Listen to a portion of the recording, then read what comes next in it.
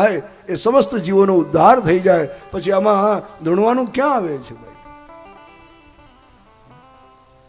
ચોખ્ખું વ્યાસજીનું વચન છે ભાગવતમાં. પણ આજ માણસને વ્યાસ ભગવાનની વાણી પર ભરોસો નથી, અને ઓલો એક સામાન્ય માણસ એ હાથ પગ હલાવીને કે હાકોટા પડકારા કરીને ધૂણીને બોલે એના ઉપર તમે ભરોસો રાખો છો. આ કેવી વાત કહેવાય છે? ભગવાન છે સ્વયં વ્યાસ, વ્યાસ નારાયણ છે, શ્રી હરિનો અવતાર, એના વચન પર આજ માણસને વિશ્વાસ નથી.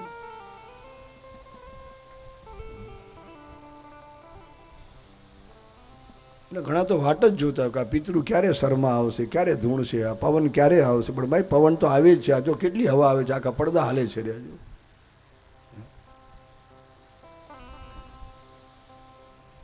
ધૂણજો નહીં ક્યારે, ધૂન બોલજો ભગવાનની. જ્યારે જ્યારે બોલાય પ્રભુનું નામ અહીંથી પ્રેમથી ગાજો, બહુ આનંદ થશે. લાખો જપ આપણા નામે જમા થશે. એટલે ધૂન બોલો પણ ધૂણો નહીં.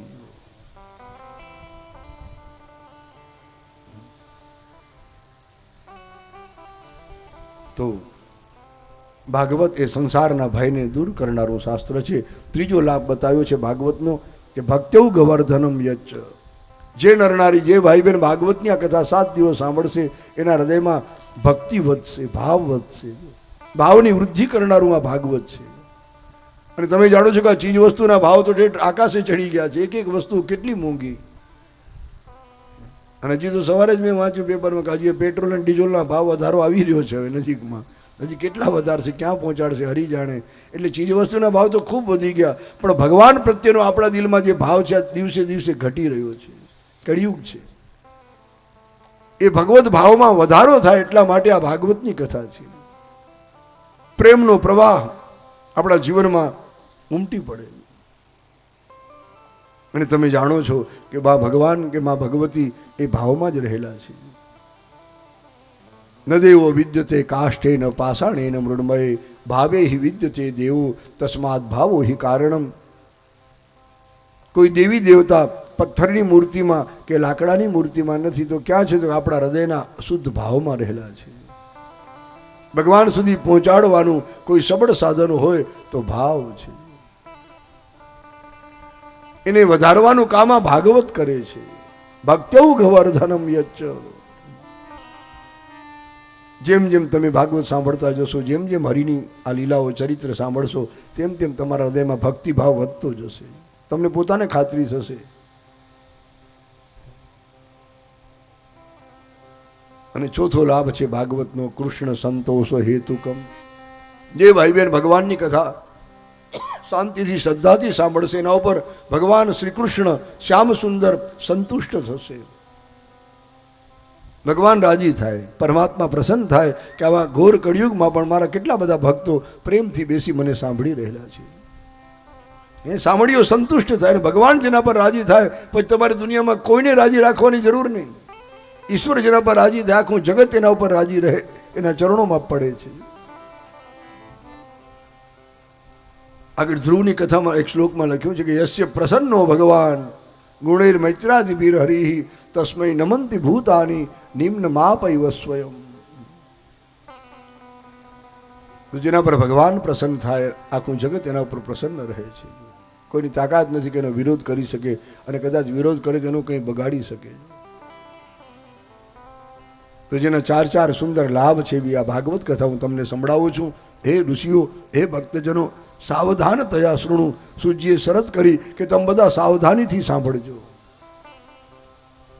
સાવધાન થવું એટલે એક ચિત્ત થવું, એકાગ્ર થવું. સાવધાન થવું એટલે કાન અને મન બેને એક કરીને ભગવાનની કથા સાંભળવી, એનું નામ છે સાવધાની. ઘણીવાર તમે જુઓ તો આપણે શરીરથી મંડપમાં બેઠા હોઈએ, પણ આપણું મન મંડપમાં ન હોય, શરીર મંડપમાં હોય, પણ મન ભાઈ તો ક્યાંય આટા મારતા હોય. મન આપણું ક્યાંય રખડતું હોય.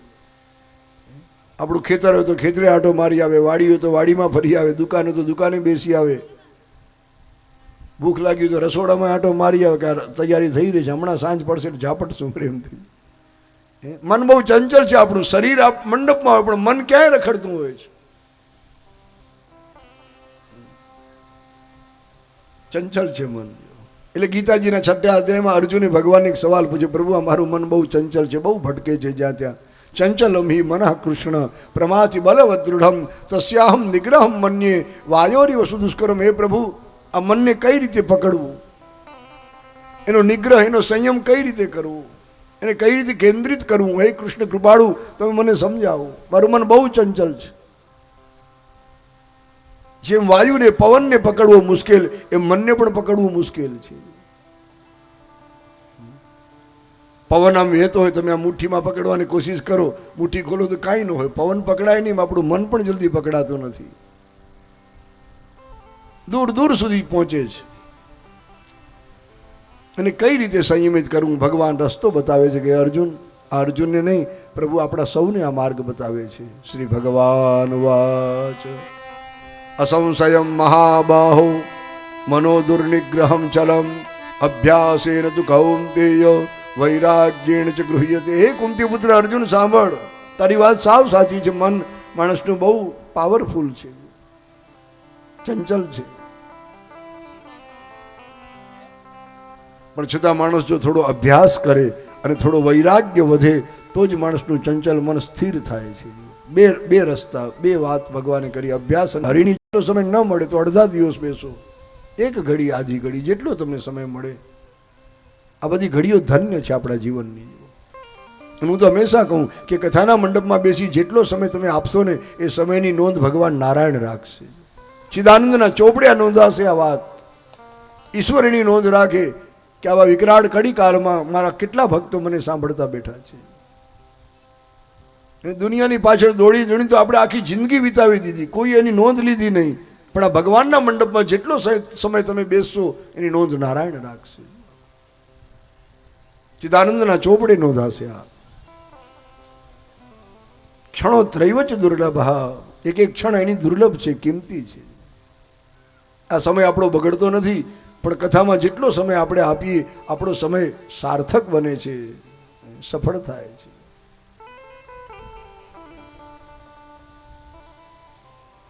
સાવધાન થઈને સાંભળો, એક ચિત્ત થઈને. હે ઋષિઓ, સુખદેવજી મહારાજે કળિયુગના પ્રારંભમાં પરીક્ષિત રાજાને કથા સંભળાવી. પણ આ કથા ખાલી પરીક્ષિત માટે નથી, જગતનો જીવ માત્ર પરીક્ષિત છે. અને એને દંશ મારનાર તક્ષક કોણ? તો કે કાલ વ્યાલ મુખગ્રાસ ત્રાસ નિર્ણાસે હેતવે શ્રીમદ ભાગવતમ શાસ્ત્રમ કલૌકીરેણ ભાષિતમ.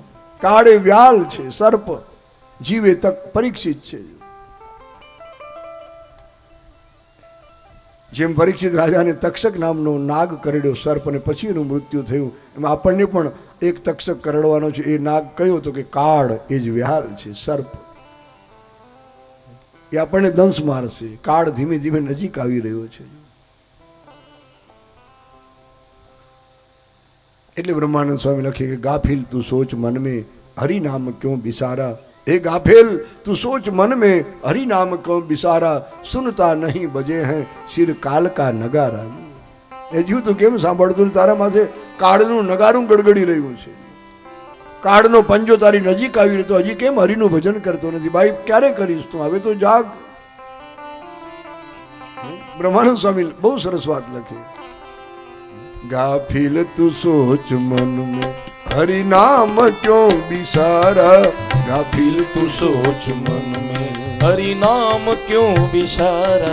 सुनता नहीं बजे हैं सिर काल का नगारा. सुनता नहीं बजे सिर काल का नगारा. गाफिल तू सोच मन में, गाफिल तू सोच मन में हरि नाम क्यों बिसारा. गाफिल तू सोच मन में हरि नाम क्यों बिसारा. सुंदर है देह तेरी होगी भस्म की ढेरी. सुंदर है देह तेरी होगी भस्म की ढेरी. सुंदर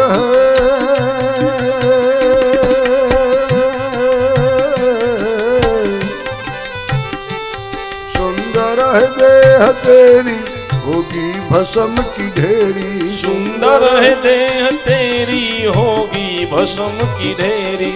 पल की लगे न देरी बिरथा करे बिचारा. पल की लगे न देरी बिरथा करे बिचारा. गाफिल तू सोच मन में हरि नाम क्यों विसारा। गाफिल तू सोच मन में हरि नाम क्यों विसारा। सुनता नहीं बजे है सिर काल का नगारा। सुनता नहीं बजे सिर काल का नगारा। गाफिल तू सोच मन में, गाफिल तू सोच मन में हरि नाम क्यों विसारा। गाफिल तू सोच मन में हरि नाम क्यों विसारा।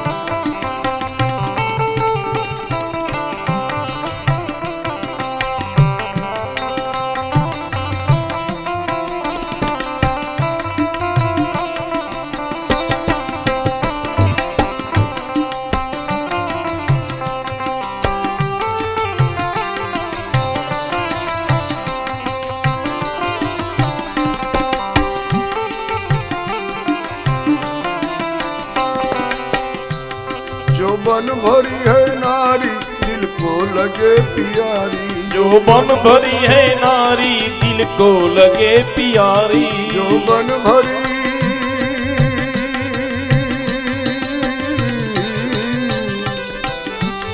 जो बन भरी है नारी दिल को लगे प्यारी। जो बन भरी है नारी दिल को लगे प्यारी। जब मौत की तैयारी तुझसे करे किनारा। जब मौत की तैयारी तुझसे करे किनारा। गाफिल तू सोच मन में हरि नाम क्यों विसारा। गाफिल तू सोच मन में हरि नाम क्यों विसारा। सुनता नहीं बजे है सिर काल का नगारा। सुनता नहीं बजे सिर काल का नगारा।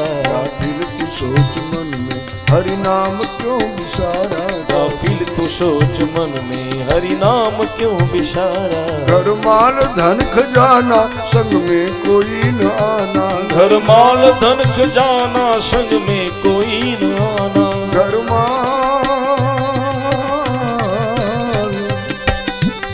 घर माल धन खजाना संग में कोई न आना। घर माल धन खजाना संग में कोई न आना। क्यों देख के लुभाना सब झूठ है पसारा। क्यों देख के लुभाना सब झूठ है फसाना। गाफिल तू सोच मन में हरि नाम क्यों विसारा। गाफिल तू सोच मन में हरि नाम क्यों विसारा। सुनता नहीं बजे है सिर काल का नगारा। सुनता नहीं बजे है सिर काल का नगारा। गाफिल तू सोच मन में हरि नाम क्यों विसारा। गाफिल तू सोच मन में हरि नाम क्यों विसारा।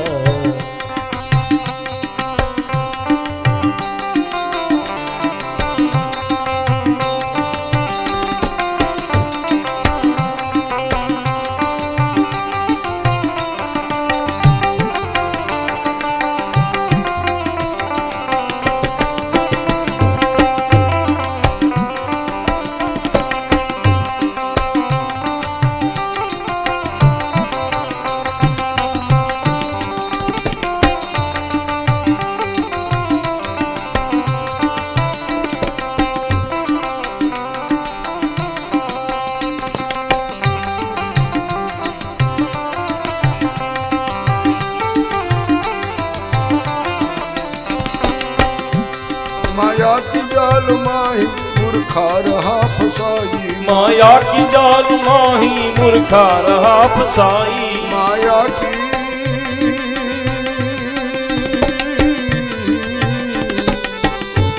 माया की जाल माही मूर्खा रहा फसाई। माया की जाल माही मूर्खा रहा फसाई। ब्रह्मानंद मोक्ष पाई हरि चरण का सहारा। ब्रह्मानंद मोक्ष पाई हरि चरण का सहारा। ब्रह्मानंद मोक्ष पाई हरि चरण का सहारा। ब्रह्मानंद मोक्ष पाई हरि चरण का सहारा। गाफिल तू सोच मन में हरि नाम क्यों विसारा। गाफिल तू सोच मन में हरि नाम क्यों विसारा। सुनता नहीं बजे है चिरकाल का नगारा। सुनता नहीं बजे है सिरकाल का नगारा। गाफिल तू सोच मन में गाफिल तू सोच मन में हरि नाम क्यों विसारा। गाफिल तू सोच मन में हरि नाम क्यों विसारा। કાળે સર્પ છે. આપણે બધા જ પરીક્ષિત છીએ અને એ પરીક્ષિતને દંશ મારનાર તક્ષક નાગ એ બીજો કોઈ નથી, એ કાળ છે. કાલ વ્યાલ મુખગ્રાસ ત્રાસ નિર્ણાસ હેતવે શ્રીમદ ભાગવતમ શાસ્ત્રમ કલૌ કિરેણ ભાષિતમ. જગતનો જીવ માત્ર પરીક્ષિત છે અને કાળ એ તક્ષક છે. એક દિવસ આપણને પણ દંશ મારશે. એ ક્યારે આવશે આપણને ખાતરી નથી ભાઈ, કોઈને ખબર નથી.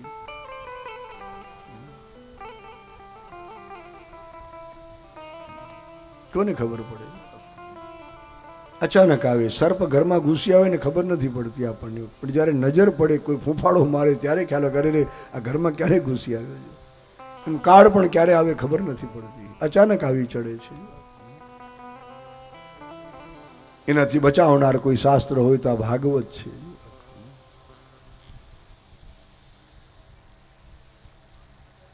મનને શુદ્ધ કરવું હોય તો આનાથી ઉત્તમ સાધન બીજું કોઈ નથી. માનવના મનને પવિત્ર કરનારું આ ભાગવત શાસ્ત્ર છે. ભાગવત રૂપી ગંગામાં જેમ જેમ આપણે મન ડૂબશે અને પછી મન એમાંથી જ્યારે બહાર નીકળશે પરમ પાવન બનશે. મનની શુદ્ધિ કરનારું એક જ શાસ્ત્ર છે. એ તસ્માદ અપરમ કિંચિત મનઃશુદ્ધ્યેન વિદ્યતે જન્માંતરે ભવેત પુણ્યમ તદા ભાગવતમ લભેત. અને પ્રભુના પંથમાં અધ્યાત્મના માર્ગમાં મનશુદ્ધિ બહુ જરૂરી છે. તન શુદ્ધિ કરતાં પણ મનશુદ્ધિ અતિ આવશ્યક. ભગવાન આપણું શરીર નથી જોતા. તમે મંદિરમાં જાઓ આપણું શરીર ન જુએ, આપણા કપડાં કેવા છે એ પણ નથી જોતા કે આ 500 રૂપિયાનું પેન્ટ પહેરીને આવ્યો છે 5000નું. ભગવાન આપણું મન જોઈએ કે આનું મન નિર્મળ છે કે નહીં. જેનું મન નિર્મળ હોય એના જ મનમાં ભગવાન મનમોહન નિવાસ કરે છે. મન છે સૂક્ષ્મ તત્વ છે, કુદરતે ક્યાં ગોઠવ્યું છે આપણને ખબર નથી પડતી. શરીર મેલું થાય કે કપડાં મેલા થાય તરત ખ્યાલ આવે, માણસ નાવા ધોવા બેસી જાય, પણ મન મલિન થાય એ ખ્યાલ નથી આવતો. સૂક્ષ્મ તત્વ છે, એ નિર્મળ બનાવવું બહુ જરૂરી. એના માટે એક જ સાધન કે આ કથારૂપી ગંગા જ્યાં જ્યાં વહેતી હોય ત્યાં જઈ મનથી એમાં ડૂબકી મારીએ બસ. અને પછી જ્યારે મન એમાંથી નીકળશે બહાર આ કથા સરિતામાંથી એકદમ શુદ્ધ બન્યું હશે, પરમ પવિત્ર.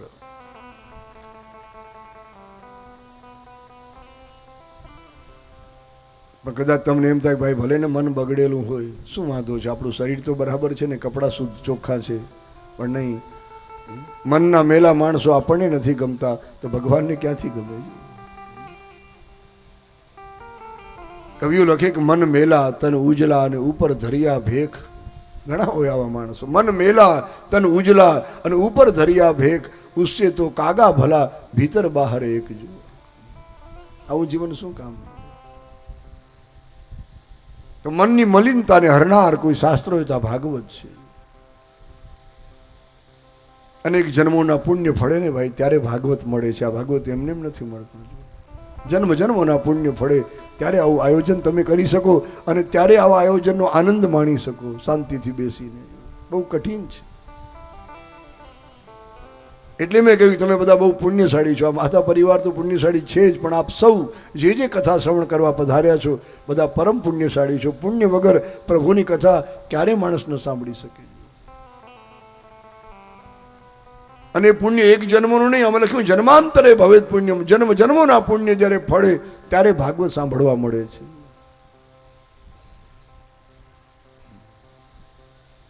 જોજો આજ તો ભાગવતના આયોજન ગામડે ગામડે થાય છે. કેટલી બધી કથાઓ આજે વધી ગઈ જેની કોઈ સીમા નહીં. પેલા કેટલાય વર્ષો પછી એકાદ કથા થતી, આજ ગામડે ગામડે આ આનંદ થાય છે. પણ છતાં એ રસપાન બધા નથી કરી શકતા. ગામમાં જેટલા સભ્યો હોય બધા ન કરી શકે, અમુક રહી પણ જાય. એ પુણ્યશાળી હોય એ જ આનું પાન કરી શકે છે. સુખદેવજી મહારાજ ગંગા કિનારે જ્યારે પરીક્ષિત રાજાને કથા સંભળાવવા બેઠા ત્યારે સ્વર્ગમાંથી દેવતાઓ આવ્યા છે, અમૃતના કુંભ ભરી ભરીને ઘડા લઈ લઈને. સુખદેવજીના ચરણોમાં અમૃતના કુંભ પધરાવી વિનંતી કરી, મહારાજ આ સ્વર્ગનું અમૃત લાવ્યા છીએ, તમે પીઓ, રાજા પરીક્ષિતને પીવડાવો અને આ કથારૂપી અમૃત અમને પીવડાવો. પણ દેવતાઓના વ્યવહાર સુખદેવજીને ગમ્યો નહીં. દેવતાઓ બહુ સ્વાર્થી છે.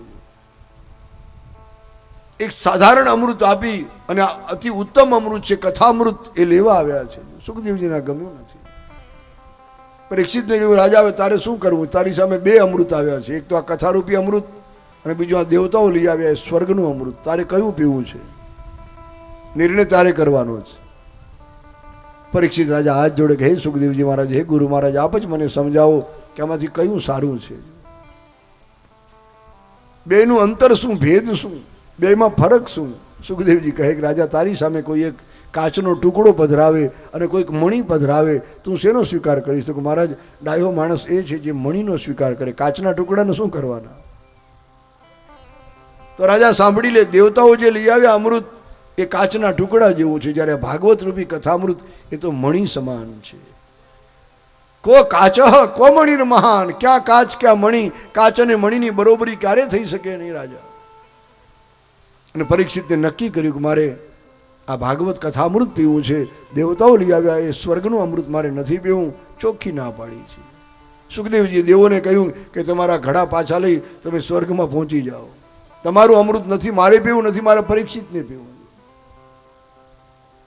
બિચારા દેવતાઓ મોઢું બગાડતા બગાડતા એક અમૃતના કુંભ લઈ અને સ્વર્ગમાં પહોંચી ગયા છે. આનો અર્થ એ થયો કે દેવોને પણ આ કથા દુર્લભ છે. આજ આપણા જેવા મનુષ્યને આ કથા સુલભ બની. દેવો કરતા આપણે ભાગ્યશાળી છીએ. શ્રીમદ ભાગવતી વાર્તા સુરાણામ અપી દુર્લભ. દેવોને દુર્લભ છે આ કથા. 7 દિવસની કથાએ પરીક્ષિતને જ્યારે મોક્ષ આપ્યો, બ્રહ્માજીને નવાઈ લાગી. એમણે પોતાના સત્યલોકમાં ત્રાજવું મગાવ્યું છે, વજન કરવા બેઠા. એક બાજુ તમામ મોક્ષના સાધન પધરાવ્યા અને બીજા ત્રાજવામાં ભાગવતજીને પધરાવ્યું. બધા કરતા ભાગવતનું વજન વધ્યું છે. અને બ્રહ્માજી સમજી ગયા કે ધન્ય છે ભાગવતને. આ ભાગવત કોઈ સાધારણ ગ્રંથ નથી, આ ભગવાનનું સ્વરૂપ છે. મેની રે ભગવદ રૂપમ શાસ્ત્રમ ભાગવતમ કલૌ પઠના શ્રવણા સદ્યો વૈકુંઠ ફલદાયકમ. ભગવાનનું સ્વરૂપ છે આ કળિયુગમાં ભાગવત. અને ભગવાનનું સ્વરૂપ છે એટલા માટે સવારે જ્યારે તમે લઈ આવ્યા ભાગવતને ત્યારે માથે ઉપાડીને લઈ આવ્યા. કોઈ સાધારણ ચોપડી હોત તો આપણે માથે લઈને ના આવીએ, એને હાથમાં ઉપાડીએ અથવા બગલમાં દબાવીને દોડે આવીએ. એ બાળકો નિશાળે ભણવા જાય તે ચોપડીઓ કંઈ માથે થોડી ઉપાડે છે. પણ જ્યારે જ્યારે ભાગવતની પધરામણી થાય અને કોઈ ભગવાનના મંદિરમાંથી આપણે વાજતે ગાતે ધામધૂમથી આ ભાગવતને મસ્તક પર ધારણ કરીને પછી લાવીએ છીએ, કારણ કે ભગવાનનું સ્વરૂપ છે. આ ગ્રંથ એ ગોવિંદનું સ્વરૂપ છે. આ શાસ્ત્ર એ ભગવાન શ્યામ સુંદરનું સ્વરૂપ છે. આ કેવલ સામાન્ય ચોપડી નથી, પણ સાક્ષાત ચિદાનંદ બ્રહ્મ છે. જેના એક એક શ્લોકમાં ભગવાન શ્યામના દર્શન થાય છે, જેના વાક્ય વાક્યમાં ભગવાન વાસુદેવના દર્શન થાય છે. એ ભાગવત છે, ભગવાનનું રૂપ છે. જેનું પઠન કરવાથી, જેનું શ્રવણ કરવાથી માણસને વૈકુંઠનું ફળ મળે છે.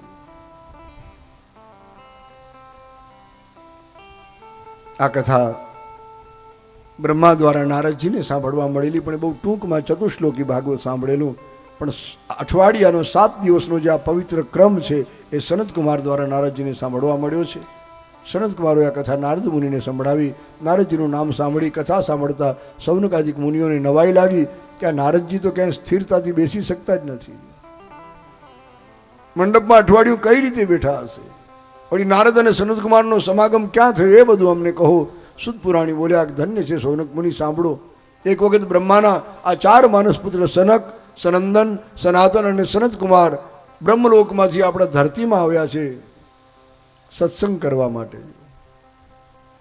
અને આ પરથી તમને ખાતરી થશે ભક્તો કે સત્સંગનો આનંદ બ્રહ્મલોકમાં નથી, સ્વર્ગમાં પણ નથી. સત્સંગ કરવા માટે ધરતીમાં જ આવવું પડે છે. સનતકુમારો બ્રહ્મલોક છોડી ધરતીમાં આવ્યા. હિમાલયમાં આવ્યા છે, અલકનંદાને કિનારે. ચારે ભાઈઓ બેઠા છે, હરિશરણમ પ્રેમથી ગાયા કરે. જોયું તો સામેથી નારદ મુનિ દોડ્યા આવે છે.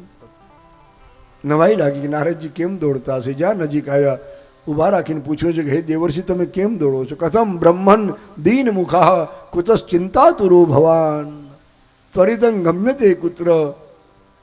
એ નારદ મુનિ, એ બ્રહ્મદેવ, તમે દીન મુખ કેમ બન્યા છો? તમે ચિંતાતુર કેમ દેખાઓ છો? આટલી ઝડપથી તમે ક્યાં જઈ રહ્યા છો? ક્યાંથી આવી રહ્યા છો? જેમ કે ગરીબ માણસને ધનનો ભંડાર મળે, ગરીબ રાજી થાય, પણ કોઈ ડાકુ, કોઈ લૂંટારો આવી એ ધન ભંડાર લૂંટી જાય ને ગરીબ માણસ જેમ દોડ્યા કરે. એ નારદજી, તમારી હાલત અત્યારે એવી છે. નારદજી બધી વાત કરી કે હે સનત કુમારો,